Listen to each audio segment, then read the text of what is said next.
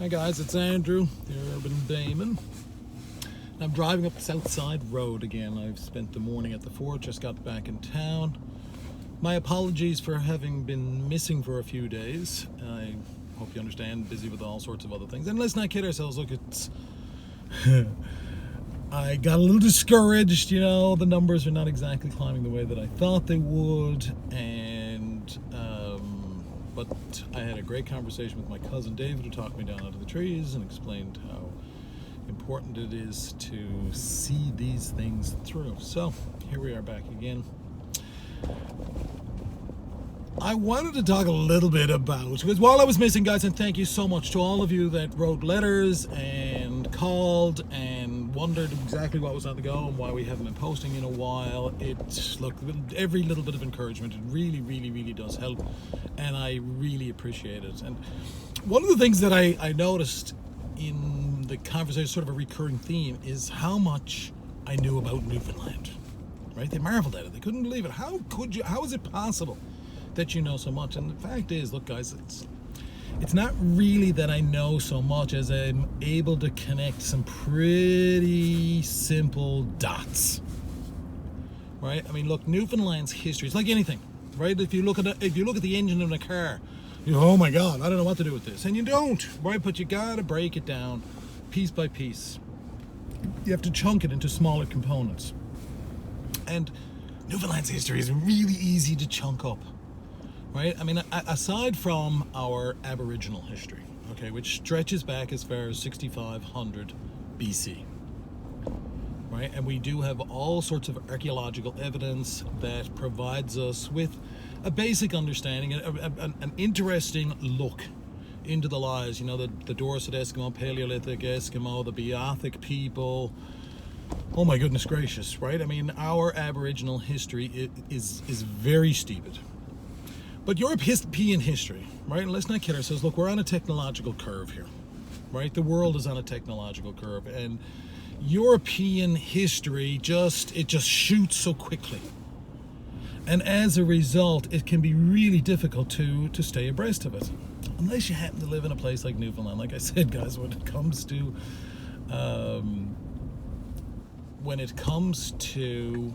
you finding a grounding, a baseline, right? When you're looking for perspective, come to Newfoundland, right? Our history is so simple, right? And it breaks down into 100-year chunks. I mean, it's very convenient. John Cabot, Giovanni Caboto, right? He lands in Newfoundland in 1497. Crowd says it's in Bonavista. We say it's in St. John's. Cape Breton Island says it was over there. Who knows, right? Not really all that important, given the fact that the Norse were here 500 years earlier, right? But 1497 is when Cabot lands here. And for the first 100 years of our history, the 1500s, look, guys, they found North America. Columbus, Cabot, all of these guys. They found Newfoundland found North America by accident. And they resented it for years. That's a quote by the Ecological History of North America. It's a great book. They discovered North America by accident, and I know I used the word discovered. They found North America by accident, and they resented it for years after. Now, think about that for a while. Right, because the first 100 years of North American history is really all about Newfoundland, a little bit of trade into Canada, the Gulf of St. Lawrence. Right, and the reason that it focuses so much on Newfoundland, right? You got to remember, when I say they found North America by accident, they're trying to get to India. Right? They didn't jump out of the boats when they landed ashore and say, hey, Newfie, right?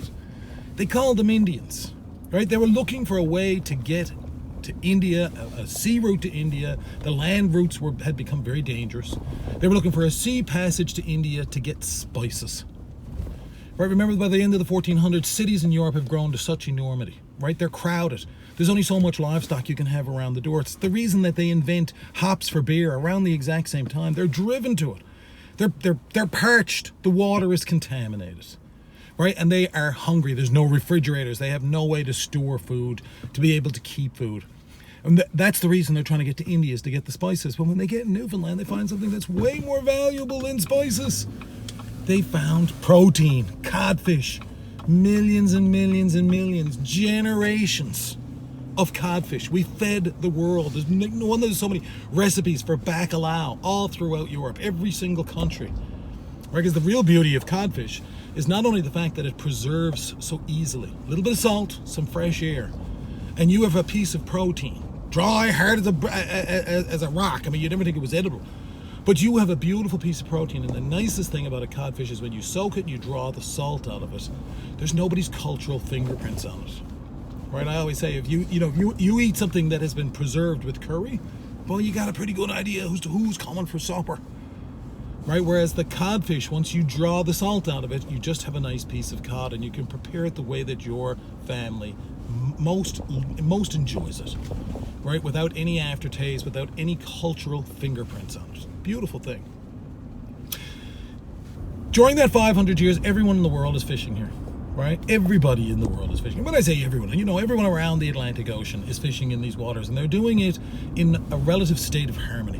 What the French called a condominium arrangement. The word condominium is actually applied to resources. Long before it was ever applied to housing, it had to do with resources. Lots of fish, lots of land, hey! But by the end of the 1500s, with the Spanish Armada, 1588, England has got these new ships. Boy, they're running everything. And Newfoundland becomes an English possession, where extraordinary wealth is generated.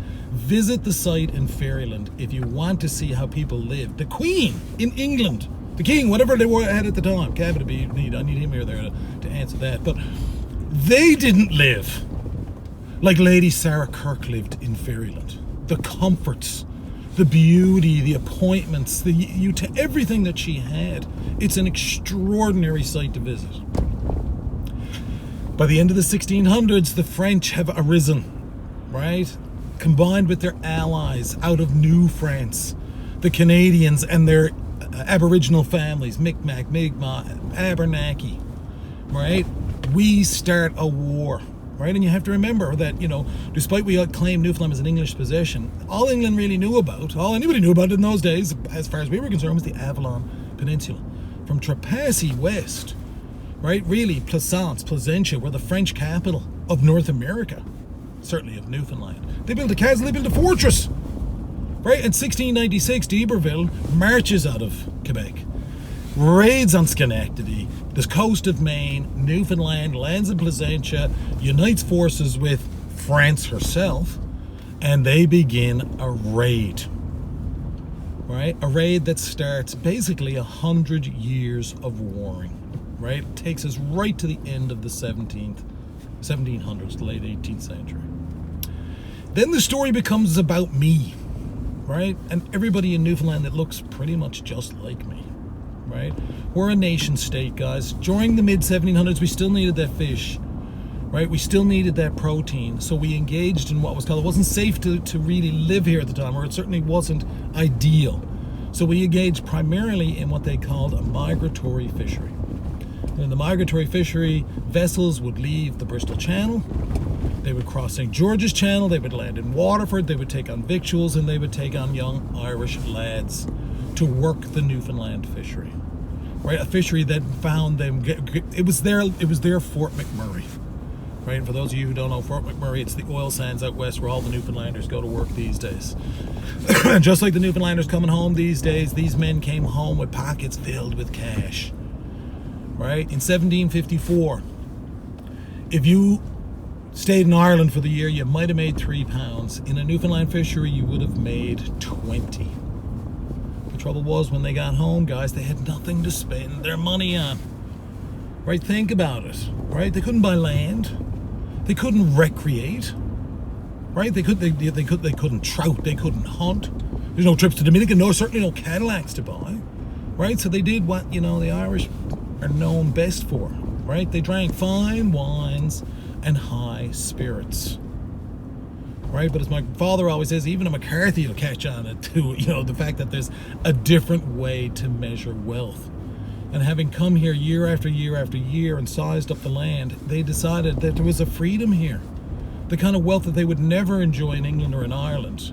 And they took up residence, 30,000 of them between 1754 and 1830, out of the Bristol Channel and out of the town of Waterford and the area surrounding. And that was it. Nobody came afterwards, right? That 30,000 people have been left here, right? Now, don't get me wrong, that's a pretty small gene pool. Right? Think about that, and we hear all sorts of jokes. But the beauty of Newfoundland is like Iceland. We had boats. We had the ability to get across the bay to find a woman. She might have the same last name, guys, but she was far enough removed that it was acceptable enough for the royals. Right? You also had Aboriginal people that had been brought here again from New France with their allies. They would have blended with the people of Newfoundland. The odd warrant sailor. My children are 1/8 Portuguese, right? I mean, we have managed to survive, and again, right, with a genetic pool that is that shallow, even with boats. The other important factor here is the fact that we had a church, really strong church presence, and a church keeps good baptismal records, so they're able to keep bloodlines apart. The 1800s, guys, is a period of enormous prosperity. Not only is Newfoundland, we still really haven't invented refrigeration at this point. That salt fish, we're feeding the world with our salt fish, but now we've also added to our bounty because we are producing oil. We lit the lamps of Europe for hundreds of years, rendering the oils from our seals and from our whales. 20th century, guys, I don't think our 20th century, I mean, we painted out, this is where most of our history, our oral history, and you know how dangerous oral history is, because Newfoundland has known so much wealth, and yet, you know, you'll hear comments, right? The only one that made any money in the fishery was the merchant, right? It's not true, right? We have enjoyed incredible bounty. The 1800s was ridiculous, doubling down. Food, we're producing all the food and producing all the oil for the world. The entire Industrial Revolution, right, was lubricated using oils that were rendered on the island of Newfoundland. 19th century, as I said, look, guys, it's no different than anyone else. You had 2 world wars, you had a depression, right? And, you know, then the whole story's been about baby boomers ever since, hasn't it? From that, look, it's pretty easy to start connecting dots and seeing how it is that we connect with the rest of the world. And of course, let's not kid ourselves. We are historians, we are tour guides, we are constantly reading and talking and writing and making videos about our experiences. We want you to know what Newfoundland is really all about. We want you to appreciate it the same way we do, because in our mind, it is by far and away the most beautiful place on the planet. And like the tourists on their exit surveys who highlight the fact that it is the people that make the experience. Guys, I hope you're appreciating these videos. I hope you're enjoying the time spent with me. I'm Andrew McCarthy. I'm the Urban Bayman, and I'm going to ask you to subscribe to this channel. Thanks, guys.